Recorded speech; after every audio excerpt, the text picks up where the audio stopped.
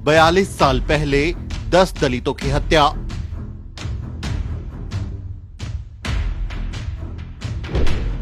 अब 90 साल के हत्यारे को सुनाई उम्र कैद की सजा।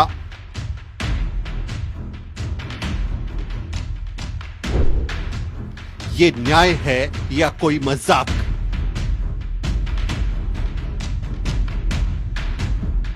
दो लोगों का सहारा लेकर चल रहे इस बूढ़े आदमी को देखिए। इसका नाम है नथीलाल और ये एक हत्यारा है जिसने 42 साल पहले 10 दलितों की हत्या को अंजाम दिया था। जो अपराध उसने 42 साल पहले किया था, अब जाकर उसे उसकी सजा मिली है। लेकिन हद तो ये है कि 90 साल के हो चुके इस हत्यारे को अब जाकर उम्र कैद की सजा मिली है, जब उसने अपनी पूरी जिंदगी मौत से काट ली।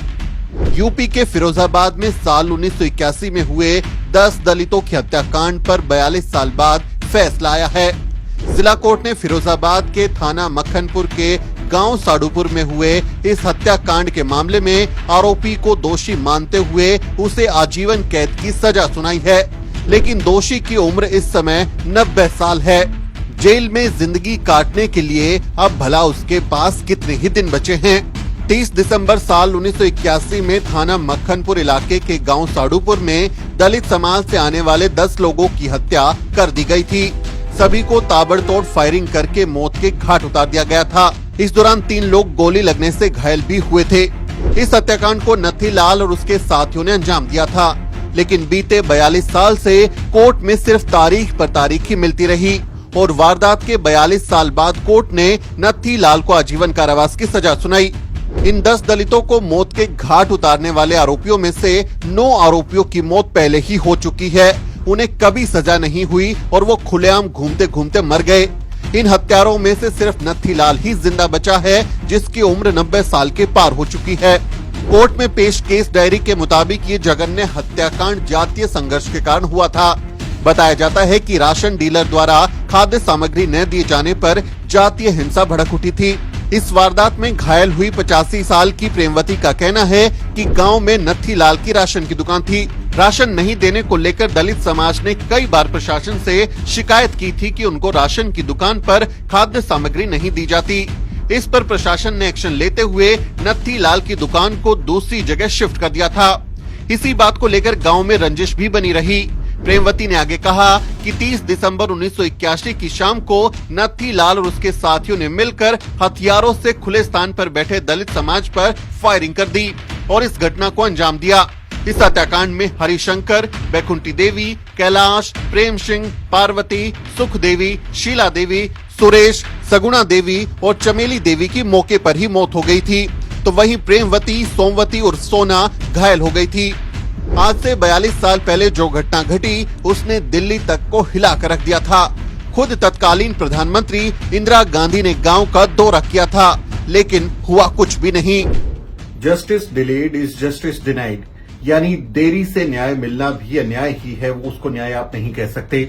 इस मामले में ये बिल्कुल लागू होता है। सोचिए, 42 साल पहले 10 दलितों को सिर्फ इसलिए मौत के घाट उतार दिया क्योंकि वो अपने हिस्से का राशन ले रहे थे और राशन की दुकान का मालिक उनको राशन नहीं दे रहा था। जब उन्होंने शिकायत की तो उनकी गोली मारकर हत्या कर दी गई और बहुत ही बुरी तरीके से ये वारदात को अंजाम दिया गया था। 10 आरोपी थे जिन्होंने इकट्ठे होके दलितों के मोहल्ले में, जहां किसी एक चबूतरे पे सब लोग बैठे हुए थे, आराम से बात कर रहे थे, वहां जाकर गोलीबारी कर दी और लोगों को मौत के घाट उतार दिया। 42 साल से ये पीड़ित परिवार न्याय के लिए दर दर की ठोकरें खा रहे थे, गुहार लगा रहे थे। 42 साल में कितने ही पीड़ित जो हैं वो मर गए हैं और इन आरोपियों में से भी 9 आरोपी जान दे चुके हैं। उन्होंने अपनी जिंदगी के मौज की, वो अपनी जिंदगी जीते रहे, अच्छे से घर परिवार उन्होंने बसाया, औलादे पाली और अब उनकी मौत भी हो चुकी है। सिर्फ एक दोषी करार दिए गए हैं व्यक्ति, जो ये आदमी है और इसकी उम्र भी 90 साल है। 90 साल के बाद आप सोचिए उम्र कैद का क्या मतलब बन जाता है। इसके पास कितने दिन बचे होंगे, कितने साल बचे होंगे जो ये अपने किए हुए कारनामों की, अपराधों की सजा जेल में काट सकता है। तो ऐसे व्यक्ति को अब जाकर उम्र कैद की सजा हुई है। 42 साल लग गए इतने जघन्य अपराध के बाद में। तो सवाल उठता है कि क्या दलितों की नियति यही रह गई है कि उनके साथ इस तरह की वारदातें होती रहें और सालों तक, दशकों तक उनको न्याय नहीं मिलेगा। ये भारत की लचर न्याय प्रणाली, जातिवादी सरकारों और भ्रष्टाचारी तंत्र के सबकी मेलजोल की पक्की मिसाल है। 42 साल से पीड़ित परिवार न्याय की जंग लड़ रहे थे, लेकिन धीरे धीरे पीड़ित भी मर गए और हत्यारे भी मर गए। अब सिर्फ एक हत्यारा बचा है और उसे 90 साल की उम्र में उम्र कैद की सजा सुनाई गई है। क्या आप इसे न्याय कह सकते हैं? क्या इसे न्याय कहना न्याय व्यवस्था का मजाक उड़ाना नहीं है?